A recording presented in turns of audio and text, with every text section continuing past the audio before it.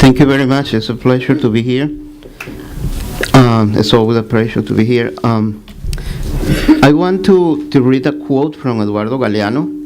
He said, there is a feedback here. 130 years ago, after visiting Warden Land, Alicia went in a mirror to discover the world in reverse. If Alicia were to be reborn in our days, in Venezuela, she will not need to go through any mirror. It will enough to look out of the window. It's a quote from Eduardo Galeano. So in these days,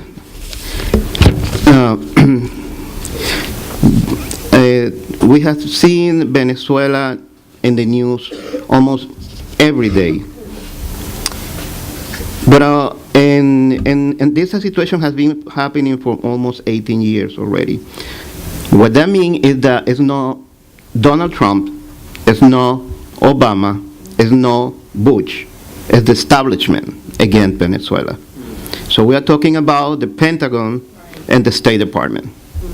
So there's a criminal bureaucracy that is in those institutions that they are the people that are behind all this disaster that is happening all in the entire planet. And to prove that, I have here an article from Forbes magazine. And Forbes magazine is this article is from January 2012. President Obama was signing the famous Defense Authorization Act. And he said, when he was signing this into law, he said, I have signed this bill despite I have serious reservations. So if he is the President of the United States, why he is signing that fucking law? So also, we had in the beginning Obama, when United States bombed Afghanistan and several people were killed, and among them children, he apologized. And he apologized, and some of the newspapers say, in a rare statement, the President of the United States apologized. So that was in the beginning. So then after all the killing, he didn't apologize anymore. So, because he doesn't have any power. So the same thing happened with Donald Trump. Donald Trump is challenging the system from the extreme right-wing point of view. And he is facing problem with the establishment. He doesn't have any power. So Venezuela is a challenge for the establishment of the United States. For the last 18 years, we have facing oil strike, economic sabotage, all kind of coup d'etat, organized and supported by United States. Right now, they want to make the public, they want us to believe that Venezuela have a humanitarian crisis, economic crisis. But Venezuela is an economic warfare. That's what really Venezuela is facing right now. That's right. Economic warfare supported by some of the United States allies, especially Colombia. We can see that we can see how tons of food are smuggling to Colombia. We can see how Colombia has been collaborating to damage the currency, the value of the currency of Venezuela. But something even more serious. If they are able to displace the Bolivarian revolution from power, so any of the person that take power is very close to Alberto Uribe. All the leaders of the right wing had met with Alberto Uribe. they had, received money from Álvaro Uribe and have get support from Álvaro Uribe. That means that if one of those right-wing guys take power, Álvaro Uribe will be one of the advisors of the supposed new government, and we will see that we will get into a long period of internal war. People disappearing. We will see that they will start to persecute everything that smells Chavista. And what they really are trying to organize, if they take power, is a huge massacre of people that support the Venezuelan revolution. That's what is behind all this that is happening right now. The economy warfare is supported by the United States because the United States organized fracking. The fracking is something that was invented in 1945, and they have been using fracking in the last 6-7 years to destroy the price of the oil, the barrel. But also they have ISIS. They create ISIS in Syria that is selling oil in the black market, $20 per barrel. And also they have the support of Saudi Arabia. Saudi Arabia that was until few months ago pumping a bunch of oil to the black market, to the market. So it's the same technique that they used when Salvador Allende was president of Chile. United States took all the copper, the reserve, and put it in the market, and they destroyed the price of the copper. So they make a lot of damage to the economy of Chile at that moment. So, but this is the economy war. It is, I was in December in Venezuela, and it's like it's a nightmare. I went with some friend and invited them to eat. When I went to pay with my debit card didn't work. Then I said, okay, let's wait, because maybe we need to wait for a few minutes. So suddenly we realized that more than 30 people, were unable to pay with the credit or debit card. So I went to an ATM. I went to 3 ATM, and I was unable to get money back. I was unable to get money. So I had to drive to my house, get cash, and go to the restaurant and pay cash. So, and that was happening in the entire city. No one was able to pay with debit and credit card. But at the same moment, we didn't have bills, currency. We didn't have currency because here is a news from CNN in Spanish. They found 25 pounds of Venezuelan bills in Paraguay. 25 pounds, no, tons, I'm sorry, tons. Pounds, 25 tons of Venezuelan bills in Paraguay. And there is another here. This is they discovered 10 million bolívares in bill of 100 in a favela in Brazil. So we didn't have bills, we didn't have currency, and we weren't able to use the credit card, the debit card. So next day I went to the bank. The only way to get money was, at that moment, go straight to the bank and get your money, cash. But when I went there, I said, well, I need 20,000 bolívares.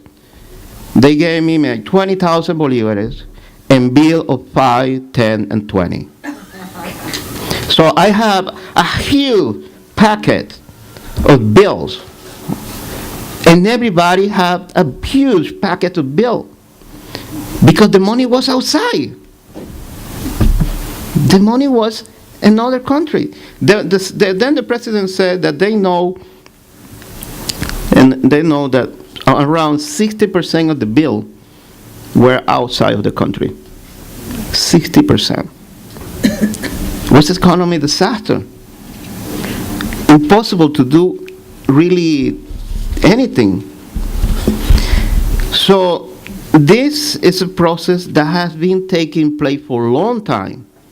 This is a process that was initiated even when Chavez was still in power, when he was alive. And he always was talking about the economic war. And he said, we need to prepare for the economic war. Few days ago, the other part of the war is psychological. So I start to receive a bunch of text messages from Venezuela around 2 a.m. And people were telling me, hey, Nicolás abandoned the country. Some people said that he fly to Russia. So I said, what the hell? Are you kidding? So I start to call people at 2 a.m. and respond to all those messages. And the entire social media was full of false messages saying that Nicolás was escaping, that people from the hill went down and were demonstrating again because the economy was a disaster. And a lot of people believe that. A lot of people believe that. So that's psychological warfare. So we have, for example, a few days ago, also the opposition has been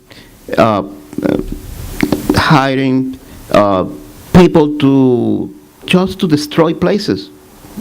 So they want to make people to make us to believe that they have some kind of support in the poorest areas of Venezuela. So what they have been doing is they hiring these people, they contract these people, and sending them to the poor community to organize any kind of protest that at the end they destroy. For example, last time they destroyed a market, a small market from the community in El Valle. And I don't know, but some of you know Cristina, and she is living next to the market. And she was calling me, and she said to me, you know, it's horrible, these people are shooting all night. And the next day in the morning, she said to me that the market was completely destroyed. The market where, you know, we are talking about poor people, not talking about, you know, rich, you know, elite people. So they contract this group and sending them to the poor community to create chaos and to kill people because they need some, you know, some death to justify any USA intervention in Venezuela. So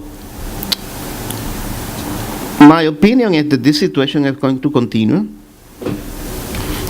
And they are determined, the establishment is determined to overthrow President Maduro for different reasons. His popularity is something that the mainstream media doesn't say here. His popularity is over 35%, despite all the shit that we can read in the mainstream media here, and also in Venezuela. Interlaces, that is a pool enterprise, and also data analysis, that's another one. Data analysis is a extreme right wing, and they say, yes, the popularity increased 3%. The Interlaces said that's 5 point something. So that's an important thing. That means that they are worried for that. His popularity is increased. The oil is increasing, the price of the barrel of oil is increasing, but at the same time, we can see that the balance could change anytime soon in South America, the forces of balance, because in one way, Lula is coming to power anytime. He is going to run, and he's very popular, Lula da Silva in Brazil. And all the polls say that he will be able to win easily a presidential election in Brazil. Also, Macri has his government is very crappy. The social movement doesn't want him, the social movement there, and he is confronting constantly big demonstration against his government. So they know we have an election for Congress in Argentina this year, and he's going to lose the Congress, Macri. And we know that next year we probably will have an election in Brazil.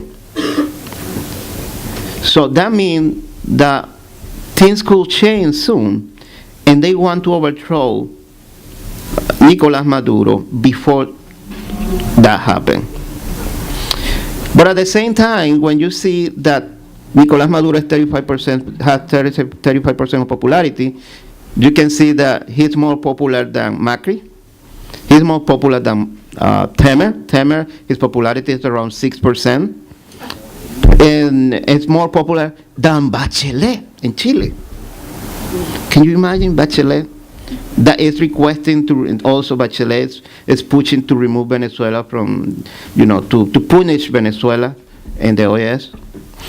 So this is going to continue, and I think that we should try to do whatever we can to support Venezuela in the next coming days and the next coming months, because this is a question to resist. We need to resist, because things could change. And we know that the international balance will change anytime soon. And we need to be able to support Venezuela in this very difficult moment.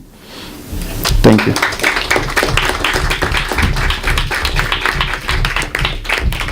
We have an organization that is called Petrocaribe. Venezuela provides through Petrocaribe cheap oil and gas to all the CARICOM and the Caribbean, all the Caribbean islands. And what basically Biden offered them, just to break the Petrocaribe organization, is, we will help you to do fracking. So in those islands, and then everybody in the CARICOM said no, because we are a small country, and that will pollute the entire water of our country. But I want to say this. Yes, Venezuela the state owned the oil for the first time. Maybe you know that in 2003 there was something so-called oil strike. And for the first time in 2003, the Venezuelan state, for the first time in the history, owned his own oil company. Because until that day, the oil company was owned by big transnational and the elite, the Venezuelan elite, the rich people that are in Venezuela. They were the owner of the company, not the state. So since 2003, we can say 2014, the company was entire, and it was running by the state. It's running by the state, but the state lost the control of the price, because 2014 we can start to feel the effect of fracking and the oil price, because when you see, for example, in January 2016, Venezuela earned $70 million in oil. But in January 12, Venezuela earned 3.5 billion. 3.5 billion. In January 12, Venezuela was earning between 3.54 billion monthly. In January 12, in 2012. But in 2016, Venezuela was earning between 50 million per month. So they wanted to suffocate the economy through fracking, using fracking. Now, so they are building the pipeline from Dakota that is related with Venezuela, because they want to drop, they don't want to buy any oil from Venezuela. So Venezuela is building a refinery in China. So, in this moment. So, and this is a competition. Who is going to finish first? We building the refinery, or you doing your pipeline through the United States? And yesterday, Macri, to collaborate to United States, they offer the oil company from Argentina. So he said that, you know, Argentina will provide some a little more oil to United States. So yeah, we are at a very difficult moment, but I feel like we can go through this. Another scenario is a scenario similar to Syria. There are plans to get a big number of paramilitaries from Colombia to Maracaibo, that is next on the border with Colombia, and take over the area that is a huge area that is oil exporter. We have a lot of pozos de petróleo, no oil there, and there has been moment that in the border with Colombia, we have, you know, Venezuela had 2 satellites. We have pictures we were able to get pictures with more than almost 3,000 paramilitaries in the border. And it's not a coincidence that every time that happens is when we have some kind of crisis in Venezuela. So they want to, in some way, to repeat the experience that they have in Syria.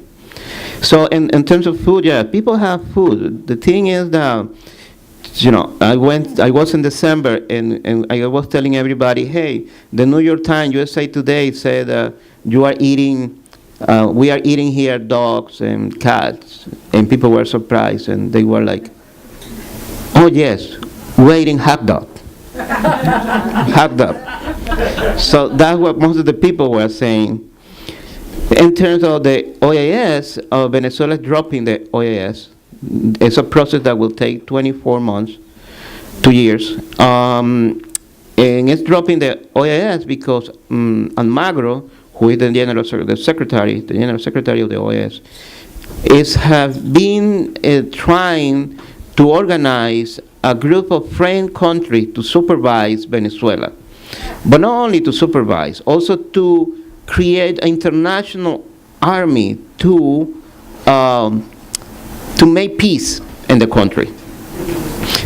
They want basically to interfere directly. United States, you know, the establishment of the United States doesn't want to be directly involved, so they have, you know, Temer in Brazil and Santos in Colombia and Peña Nieto in Mexico for that.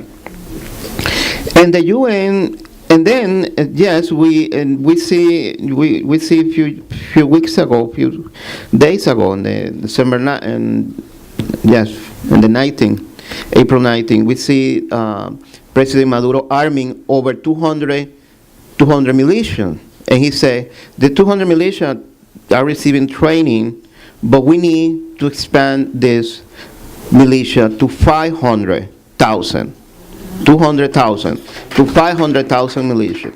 So what happened immediately is that the foreign minister of Colombia came to UN and complained with the general secretary and the UN, saying that Venezuela is arming everybody and that could be dangerous for the region.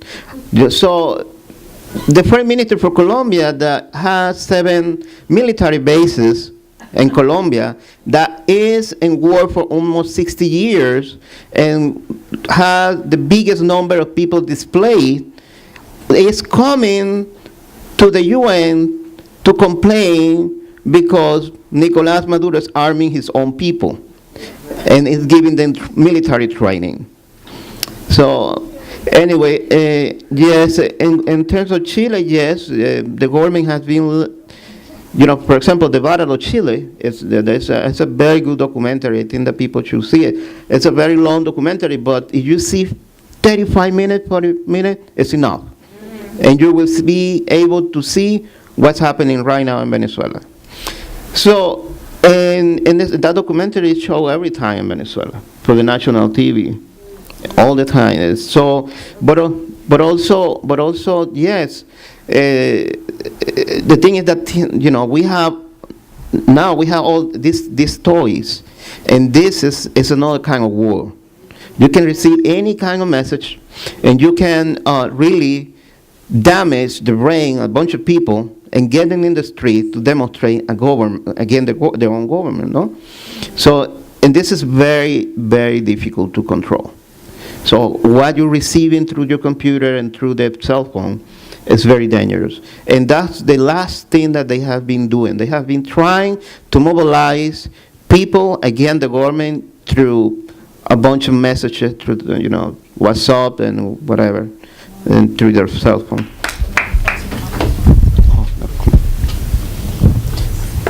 Well, so I just want to say thank you very much to everybody for the questions and for being worried about what's going on in Venezuela. Also, just to respond to some comments, yeah, there are other countries where the United States is interfering in courts, and it's using them. In court is Brazil, where they organize a coup d'etat, a constitutional coup. Paraguay, where they also organize a constitutional coup. Colombia, where they have 7 military bases, and they have a strong presence, not only United States, but also Israel. They have a very strong presence there. And I think that we also should condemn the United States intervention in those countries. It's very important to raise the question. And the only thing that I wanted to mention is that en la Organización de Estados Americanos, in the OAS, something that was very impressive is to see how Haiti was defending Venezuela from United States. I was there that day, and I was able to talk to the ambassador of Haiti and the OAS, and something, the OAS is not like the UN, it's very small. So the whole is very small, and so I had the opportunity to see something that was amazing. It was the ambassador of Haiti was walking through the hall, and the ambassador of the United States, they met in the hall after the voting that Venezuela won. And basically, the ambassador of the United States put his hand on the shoulder of the ambassador of Haiti and said to him in this tone, "I hope the next time you vote with us." So it was basically a threat. So, and then, well, we know that how these people act. But again, thank you very much for your time.